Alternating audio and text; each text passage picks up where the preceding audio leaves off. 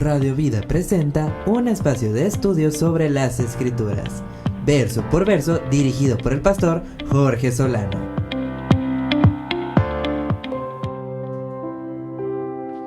Estimados hermanos y amigos de la familia Radio Vida, hermanos que nos escuchan por esta señal al aire y también por página de Facebook, estamos ya en el programa 78 de su programa Verso por Verso, este 25 de agosto, y vamos a hablar de Números 14, que el pueblo se revela nuevamente y da también el origen al Tzitzit.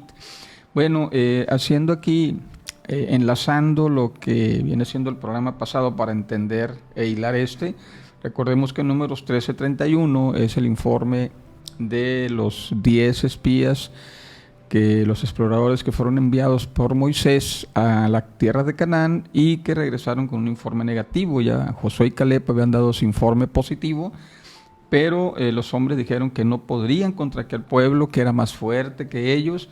No estaban contando con la fuerza del Dios que los sacó de Egipto, que derrotó sus dioses, pero también dijeron algo interesante, que vieron ahí a los gigantes, los hijos de Anac, raza de gigantes, y ellos a su parecer eran como langostas. Ya decíamos que eso es una hipérbole, una exageración literaria para hablar de algo que es imposible de igualar, un rival mucho más fuerte.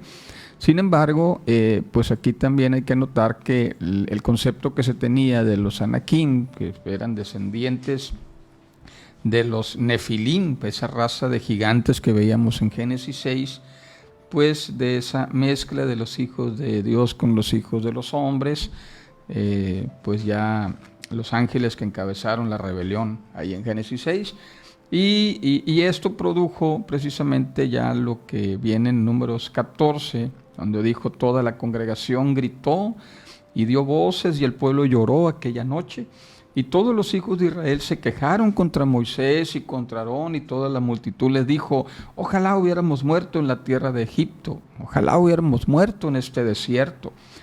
¿Por qué nos trae Jehová a esta tierra para morir a espada y para que nuestras mujeres y nuestros niños se conviertan en botín de guerra?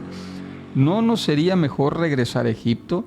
Y decían unos a otros: designemos un capitán y volvamos a Egipto.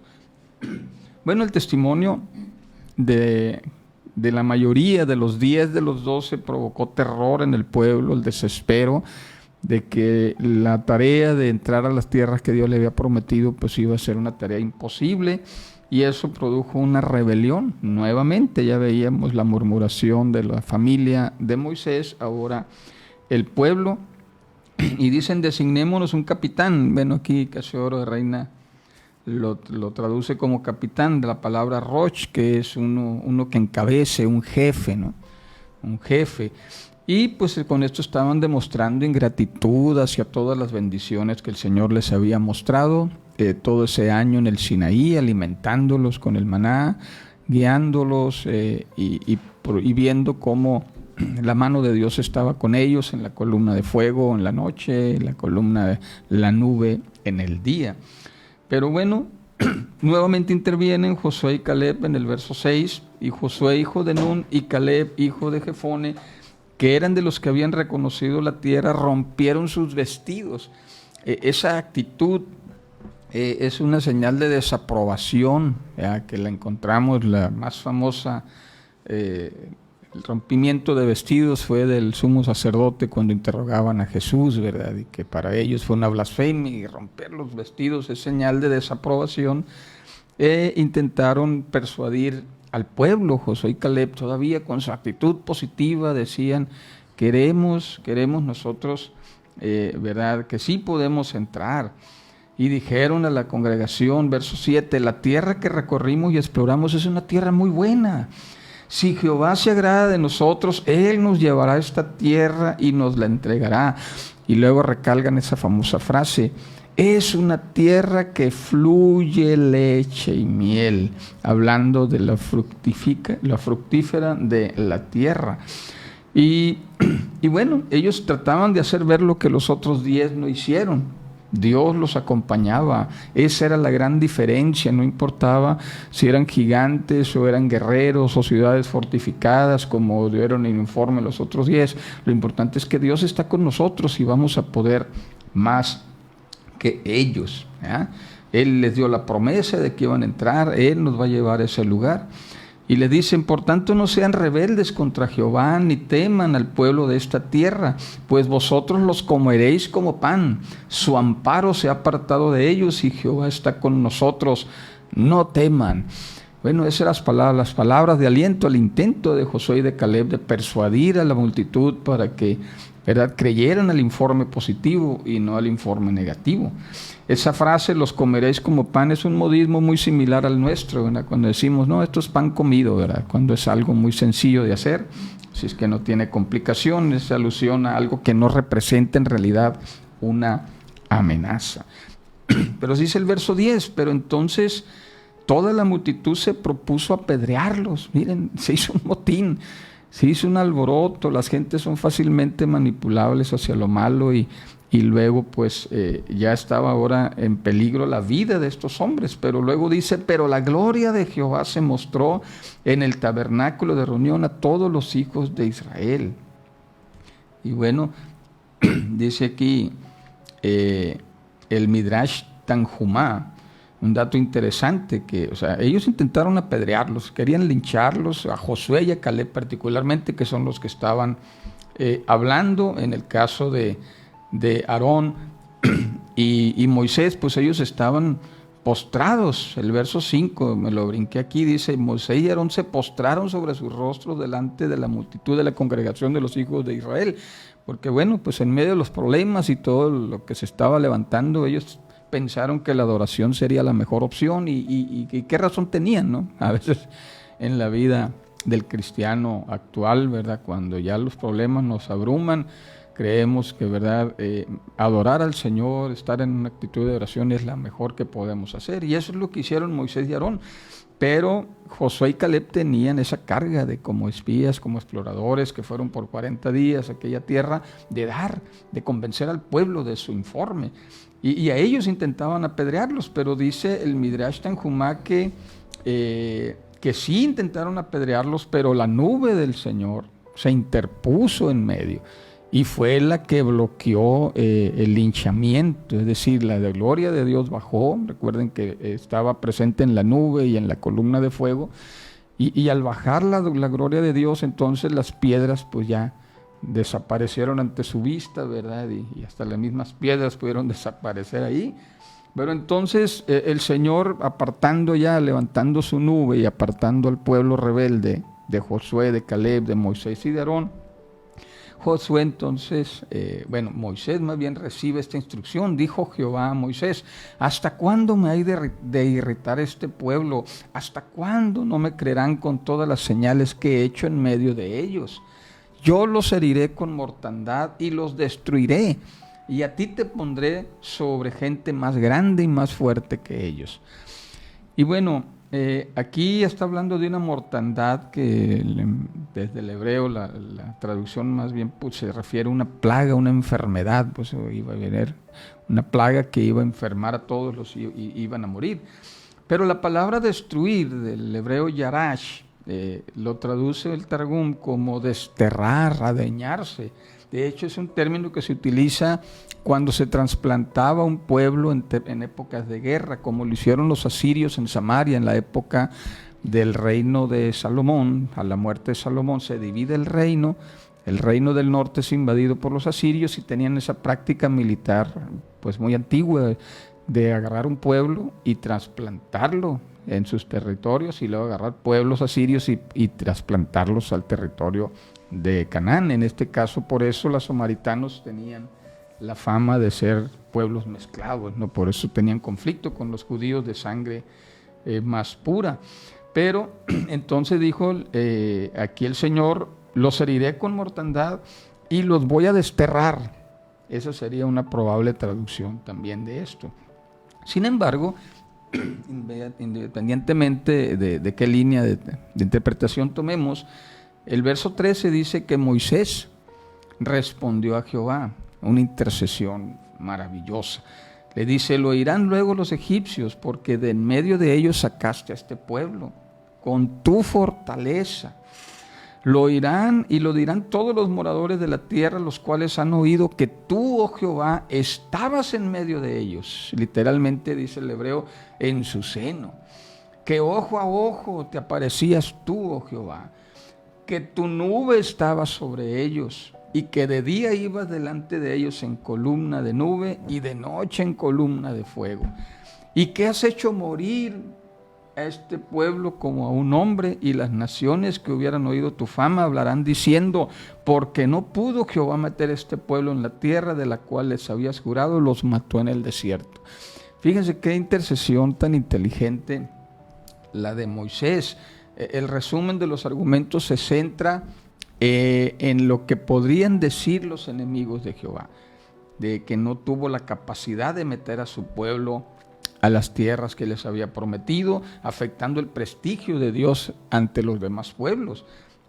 Y además, pues hablando y magnificando los atributos de Dios. Está hablando ahí de que tú estás en medio del pueblo, que tú te aparecías, o sea, hablando de los atributos del Señor, ¿no? Y luego diciendo también como un hombre, que habrías de morir este pueblo como un hombre. Ese es un modismo para poder decir una muerte súbita, que iban a perecer al mismo tiempo, ¿no?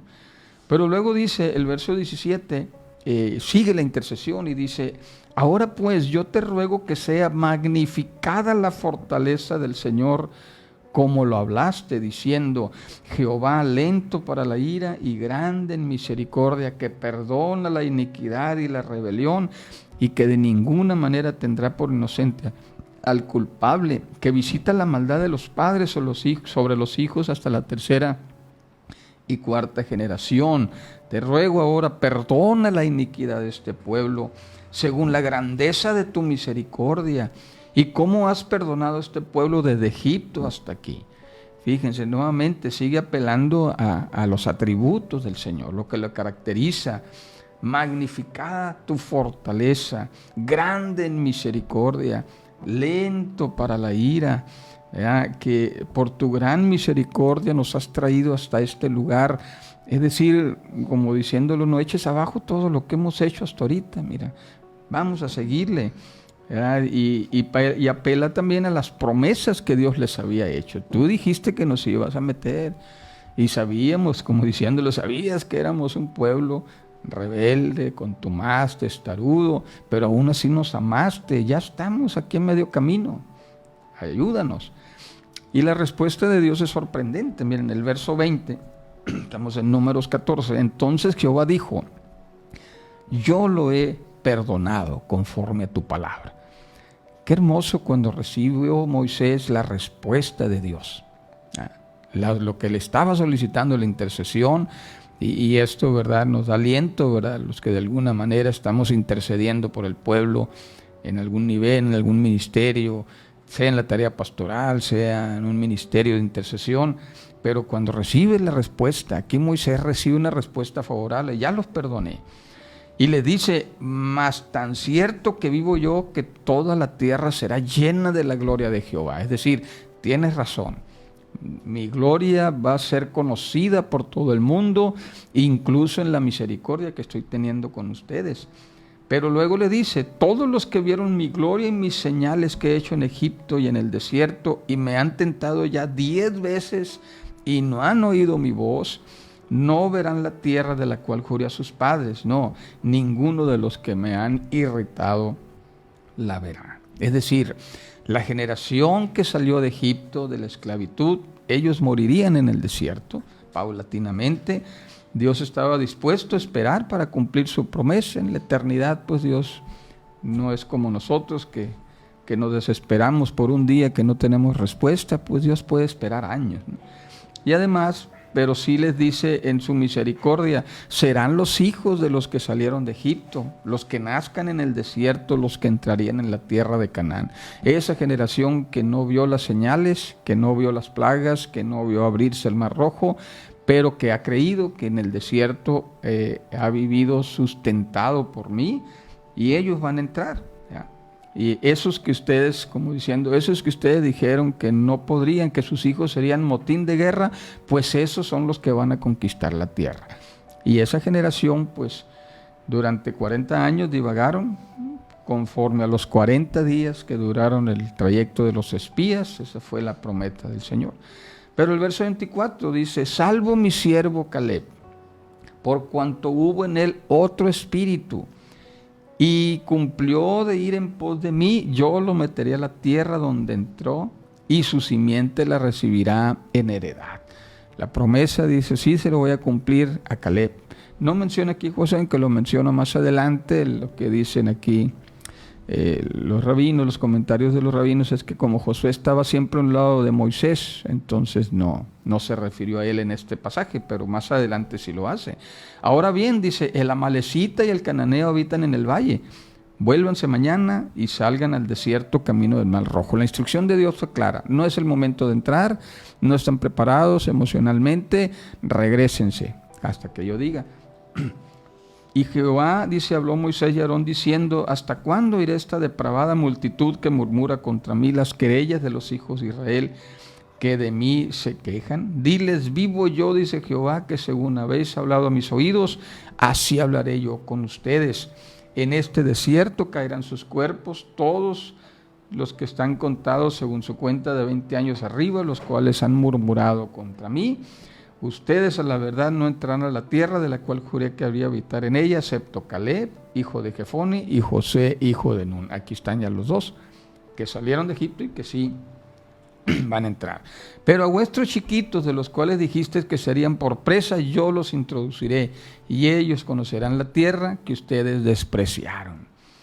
Bueno, ahora dice, sus hijos andarán pastoreando en el desierto 40 años, y ellos llevarán sus pecados hasta que sus cuerpos sean consumidos en el desierto. Conforme al número de días, de los 40 días que reconocieron la tierra, ellos llevarán mis iniquidades, conocerán mi castigo. ¿Ya?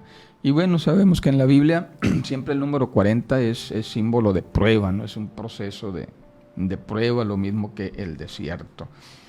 Y aquí dice también, yo he hablado y haré a toda multitud que sean consumidos y morirán. Bueno, hay un juicio inmediato por insensatez entonces y falta de confianza, y ellos quedaron con vida para entrar. Sin embargo, recién Moisés les dijo esto que el Señor les había dicho, el pueblo se enlutó, dice, se sintieron mal, se sintieron apenados, pero se levantaron por la mañana y subieron a la cumbre del monte diciendo, henos aquí para subir al lugar de la cual ha hablado Jehová. Hemos pecado, vamos a entrar, vamos a meternos, vamos a conquistarla. Pero bueno, ya Dios les había dicho, no es el momento, no están preparados.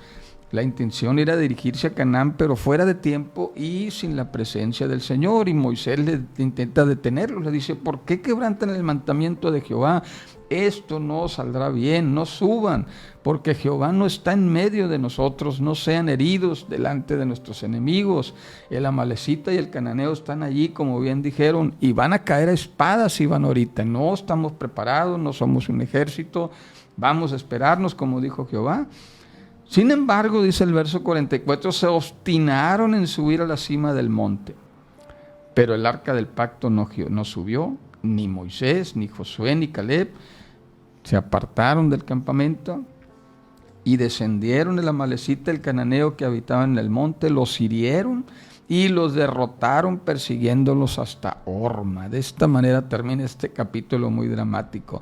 Se obstinaron, se hicieron insolentes, no escucharon el consejo, no obedecieron, fueron a la batalla y Dios no estaba con ellos, fueron derrotados. Y la palabra aquí que derrotados se puede interpretar también machacados, mayugados, fueron martillados por el enemigo, los humillaron en la batalla y así les pusieron a ese lugar Horma, que significa destrucción, en memoria de la gran matanza que subieron en aquella derrota por no obedecer al Señor. Primero se rebelan y luego se hacen los sentidos y luego hacen lo que Dios les había pedido, pero no era el tiempo, y como Dios no iba con ellos, los derrotaron. Y bueno, con eso termina el capítulo 14. El capítulo 15 solamente lo voy a tocar de pasada porque hay muchas cosas que ya se vieron, se repite en ese ciclo de estructura del libro. Y en los primeros capítulos, primeros versículos del números 15 tratan leyes sobre los sacrificios, eso ya abundamos en ello hasta el verso 21. Del verso 22 vienen leyes sobre pecados no intencionados, que ya también vimos algo de eso. Del 32 al 36, leyes sobre el día del reposo, el Shabbat. Pero luego, a partir del verso 37, viene un tema interesante donde quiero detenerme un poco. Porque dice, y Jehová habló a Moisés diciendo, números 15, 38, habla a los hijos de Israel y diles que se hagan unos flecos en los bordes de sus vestidos por sus generaciones y pongan en cada fleco unos bordes de color azul. Llevarán estos flecos para que cuando los vean se acuerden de todos los mandamientos de Jehová y así los pondrán por obra y no seguirán los apetitos de su corazón y de sus ojos que han hecho que ustedes se prostituyan, para que se acuerden y hagan todos mis mandamientos y sean santos a su Dios. Yo, Jehová vuestro Dios, que los saqué de la tierra de Egipto para ser su Dios, yo soy Jehová vuestro Dios. Y aquí hay algo muy interesante, que tal vez usted haya escuchado de estos flecos, del hebreo tzitzit, que significa borla, son los cordones que se cuelgan en el vestido de los hebreos con un hilito azul también. Y bueno, esta palabra solo aparece de esta forma aquí en Ezequiel 8, 3 veces en todo el Antiguo Testamento. En esta parte 2 veces y una en Ezequiel donde habla de las visiones del profeta, donde ahí lo atribuye a una de las guedejas de su cabeza. Dice Ezequiel 8:3, aquella figura extendió la mano, me tomó de las guedejas de mi cabeza, de los flecos de mi cabeza, y el Espíritu me alzó entre el cielo y la tierra y me llevó en visiones a Dios en Jerusalén. Bueno, ¿qué significa esto? Para empezar es difícil de mencionarlo, una tzitzit. Se ríe uno de mis maestros de hebreo, pues se llama Zvi, y dice, ¿cuál problema de pronunciarlo? Pues sí, pues tú eres hebreo, tú viviste en Tierra Santa, tú dominas este idioma. Nosotros los simples mortales de acá del lado de Latinoamérica se nos hace muy difícil. Pero ese tzitzit viene de una raíz antigua, tzitz, que significa brillante y florecer. Por ejemplo, en Levíticos 8:9 se usa para la mitra del sumo sacerdote, que está hecha de oro, y dice santidad a Jehová, y dice que esa diadema de oro es brillante, y usa la palabra tzitz, es decir, ya nos está dando un poquito de luz, ¿no? El tzitz es algo que brilla, algo que sobresale, que no lo puedes ocultar. Y el número 17:8 se refiere a reverdecer como la vara de Aarón, que recuerden, la vara de Aarón que reverdeció ese milagro, todavía no llegamos a él, en números 17. Sin embargo, ahí también utiliza esa raíz tzitz, que aquí se utiliza como renuevo, como algo que nace, que vuelve, que ya no era y vuelve a ser, ¿ya? Y bueno, y por otro lado, esos flecos, ese tzitzit tenía que llevar un hilo de color azul turquesa, para que se den una idea, ¿verdad? Los que somos de campo, cuando tomabas una cuerda de esa con la que atas animales, que se usan mucho los vaqueros, y que ya se empieza a deshojar, ¿verdad? Y entonces todos los hilos sueltos así de la cuerda, más o menos eso era el tzitzit, y entonces se amarraba en las 4 puntas del vestido de los hebreos, con un hilito azul en medio. Bueno, el azul, ahí no se ponen de acuerdo ahí los comentaristas rabinos, pero unos dicen que era azul turquesa, otros dicen que era azul celeste, otros incluso que era verde. Pudo ser, a mi parecer, un color lapislazo, que habíamos dicho, esa piedra azul con la que hacían las cosas que tenían que ver con lo celestial, porque ellos pensaban que el cielo es el lugar de los dioses, y entonces como es azul, pues había que identificarlo así. Entonces, de alguna manera, era, como dice bien aquí la palabra, para recordarles a Dios, para recordarles que hay mandamientos, que recordarles que la ley del Señor tenía que ser guardada. Y era una costumbre que no nació en el pueblo de Israel. Esto también es interesante porque hay vestigios de este tipo de prendas en los pueblos antiguos de Egipto, Mesopotamia y en Madián. En Madián también, tal vez la tomaron ahí de Jetro, ¿no? El suegro de Moisés, o tal vez en Egipto, o qué sé yo, ¿no? Pero no se sabe para qué lo usaban ellos, pero para los israelitas tomó un significado religioso, una resimbolización de algo que era secular y que ahora en el pueblo de Dios se utilizó para recordar la palabra de Dios. Incluso hoy en día los judíos más ortodoxos, los más radicales, pues todavía lo usan en sus vestimentas. Pero aquí el dato interesante, que hay quienes afirman que Jesús también los usaba. Recuerden que Jesús de Nazaret, aunque era totalmente Dios, también es totalmente hombre, ¿verdad? Él nació de una mujer, en ese sentido, su humanidad, y nació en un pueblo judío. Y por lo tanto, guardaba muchas de las cosas de la ley. Y fíjense el dato curioso, y con esto vamos a cerrar, Mateo 9:20. Ustedes recordarán la historia de la mujer con flujo de sangre. Dice, en esto una mujer enferma de flujo de sangre que desde hacía 12 años se le acercó por detrás y tocó el borde de su manto. Entonces hay quienes afirman que ese borde eran los flecos, era el tzitzit del vestido de Jesús. Eso lo podemos ver incluso en la serie de Chosen, los que siguen esa aclamada serie, muy bonita por cierto. Pero el dato curioso que está más adelante y que casi también pasamos un poco por alto es en Mateo 14:34, que dice que terminada la travesía llegaron a la tierra de Genesaret. Y cuando lo reconocieron los hombres de aquel lugar, enviaron noticia por toda aquella tierra alrededor y trajeron a él todos los enfermos. Y fíjense el verso 36, Mateo 14:36, y le rogaban que los dejara tocar solamente el borde de su manto, y todos los que lo tocaron quedaron sanos. De alguna manera, aquel evento provocado por la mujer enferma de flujo de sangre cobró fama rápidamente, y entonces dijeron, aquí está, hay que tocar los flecos del Señor Jesús y ahí está la sanidad. Y bueno, el problema, aquí podemos entender, ¿verdad?, el uso, qué significaba, era una conexión con lo celestial, era recordar la palabra del Señor, era tener ese contacto de alguna manera que como una especie de objeto, como un talismán, ¿verdad?, por así decirlo, que al tocarlo, al verlo, dices, esto, tengo que hacer esto. Y bueno, que era un recordatorio. Y alguien me preguntó una vez, ¿cómo sería ese uso del tzitzil en los cristianos? Porque no somos judíos para usar ese tipo de prendas. Pero pues yo les decía de una manera muy simple, pues esto es mi tzitzit, ¿no? La palabra de Dios. Esto que no tenían ellos, la palabra de Dios impresa, pues este es un objeto, este libro impreso que me recuerda la ley del Señor. Este es el tzitzit, esto es lo que conecta mi vida con lo espiritual.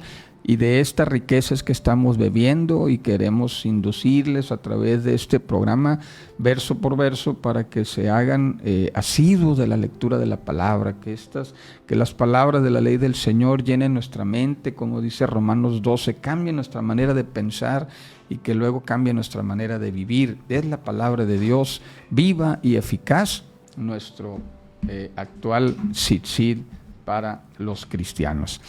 Y bueno, queridos amigos, con esto estamos llegando al final de este programa. Esperamos que haya sido edificante para su vida. Y déjenme revisar aquí rápidamente quién nos está viendo para saludarlos. Ya terminamos está nuestro hermano Quechu aquí saludándonos. Elías Castro desde Mexicali anda por allá.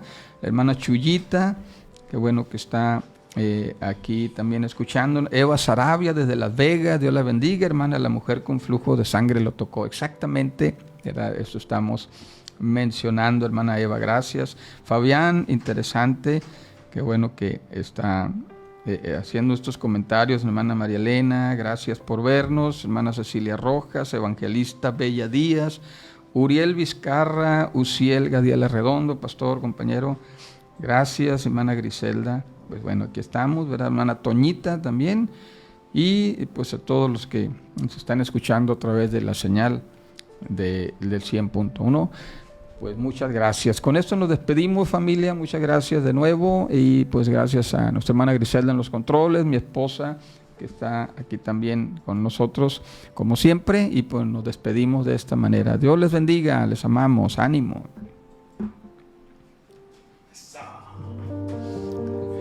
Quiero decir, y Randy, gracias por escuchar Verso por Verso.